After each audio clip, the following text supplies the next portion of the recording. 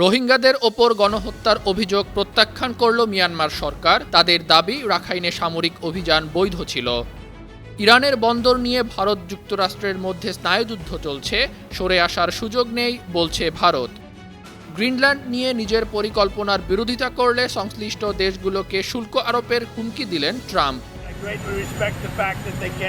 ইরানকে ধন্যবাদ জানালেন মার্কিন প্রেসিডেন্ট। গাজায় শান্তি পরিষদ গঠন করে নিজেই প্রধান হলেন ট্রাম্প।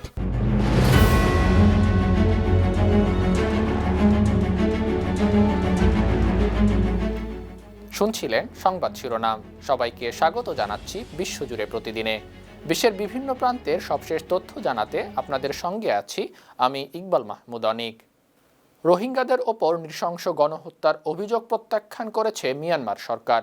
শুক্রবার নেদারল্যান্ডসের দ্য হেগে আন্তর্জাতিক আদালতে মিয়ানমারের প্রতিনিধি কোকো হ্লাইং দাবি করেছেন 2017 সালে রাখাইনে অভিযানটি ছিল বিদ্রোহী গোষ্ঠীর হামলার জবাবে একটি বৈধ সন্ত্রাসবিরোধী অভিযান।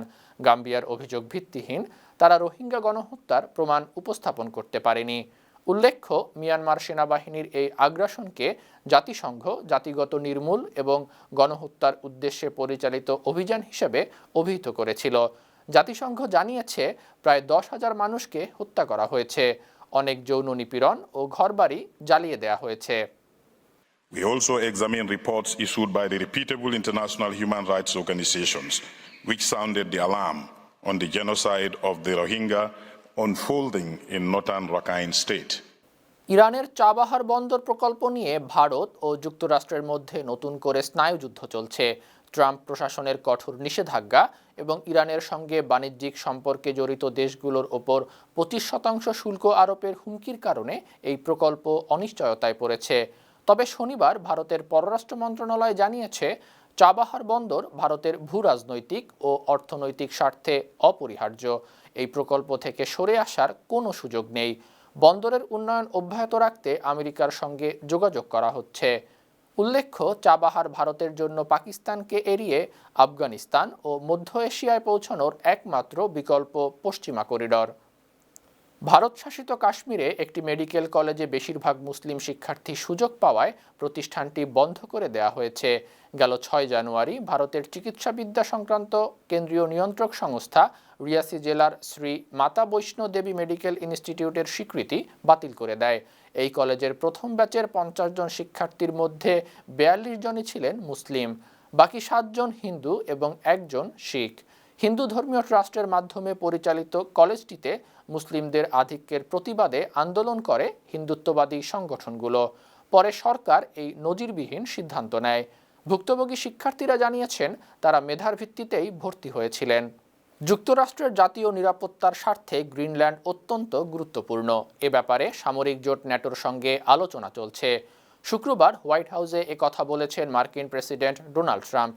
তিনি জানিয়েছেন যুক্তরাষ্ট্র এই অঞ্চলের নিয়ন্ত্রণ না পেলে গ্রিনল্যান্ডের জাতীয় নিরাপত্তায় বিশাল শূন্যতা তৈরি হবে।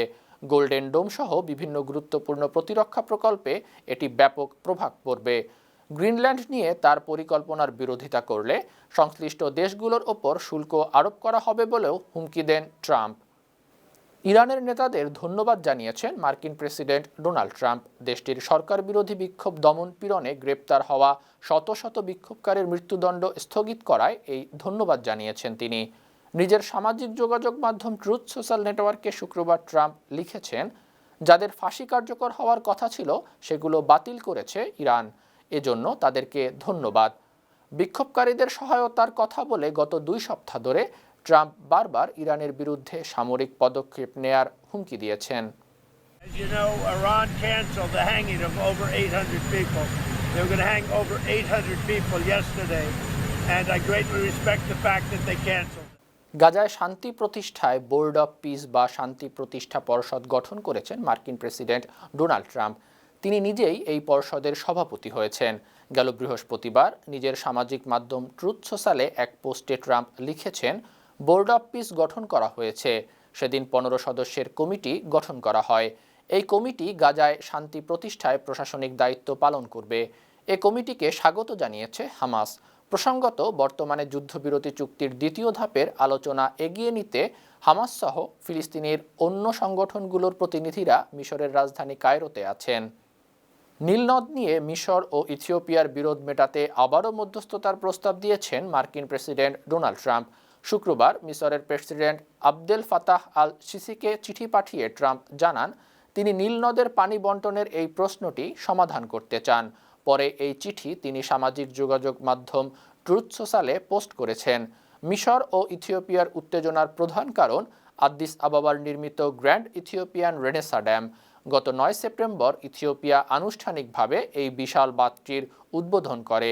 এ কারণে তীব্র ক্ষোভ জানিয়েছে নীলনদের ভাটির দেশ মিশর।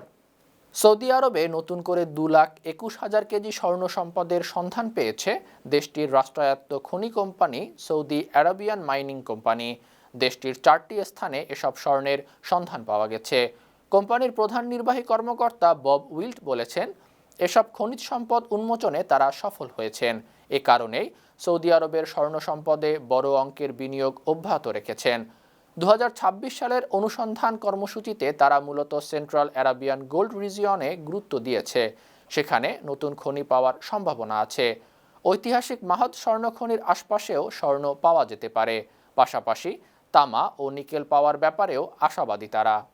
মুসলিম নারীদের বোরকা পরা নিয়ে নেতিবাচক মন্তব্য করে তীব্র বিতর্কের তোপে আছেন লন্ডনের মেয়র নির্বাচনে রিফর্ম ইউকে পার্টির প্রার্থী লায়লা কানিংহাম।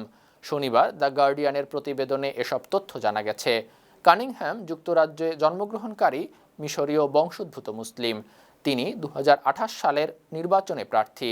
তার মতে অপরাধমূলক উদ্দেশ্যেই কেউ মুখ ঢাকে। স্ট্যান্ডার্ড পডকাস্টে দেয়া সাক্ষাৎকারে কানিংহাম এসব কথা বলেন।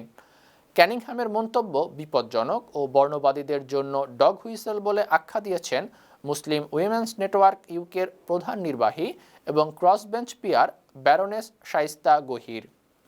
সিরিয়ার অন্তর্বর্তীকালীন প্রেসিডেন্ট আহমেদ আল শারা এক আদেশ দিয়ে কুর্দিদের নাগরিকত্ব ফিরিয়ে দিয়েছেন।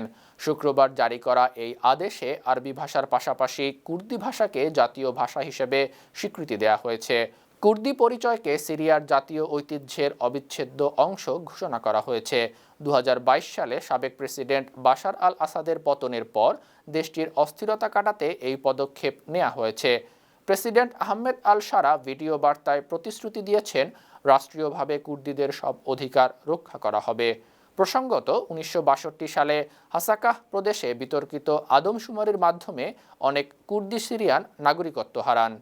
গেল কয়েক সপ্তাহের টানা বৃষ্টিতে দক্ষিণ আফ্রিকা, মোজাম্বিক এবং জিম্বাবুয়ের বিস্তীর্ণ এলাকা প্লাবিত হয়েছে।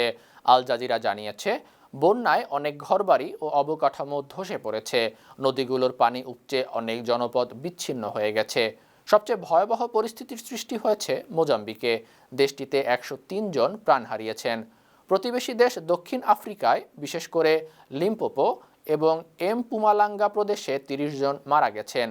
মার্কিন যুক্তরাষ্ট্রের ফামিন আর্লি ওয়ার্নিং সিস্টেমের মতে দক্ষিণ আফ্রিকার অন্তত 7টি দেশে এই বন্যার প্রভাব পড়তে পারে।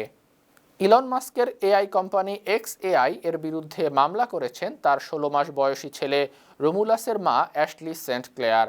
লেখক ও রাজনৈতিক বিশ্লেষক অ্যাশলি অভিযোগ করেছেন মাস্কের চ্যাটবট গ্রক ব্যবহার করে তার অত্যন্ত অবমাননাকর ও যৌন উত্তেজক ডিপফেক ছবি তৈরি করা হয়েছে। বৃহস্পতিবার নিউ ইয়র্ক সিটির আদালতে এই মামলাটি রুজু করা হয়।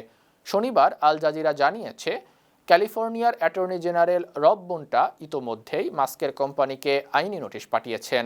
এর প্রতিক্রিয়ায় XAI পাল্টা মামলা করে টেক্সাসের ফেডারেল আদালতে দাবি করেছে অ্যাশলি চুক্তির শর্ত লঙ্ঘন করেছেন। সুপ্রিয় দর্শক, এই ছিল আজকের বিশ্বজুড়ে প্রতিদিনের আয়োজনে। দেশ বিদেশের বিভিন্ন খবর নিয়ে আবারও আপনাদের সামনে হাজির হব। সেই পর্যন্ত ভালো থাকুন, সুস্থ থাকুন, 52 টিভির সঙ্গেই থাকুন। ধন্যবাদ।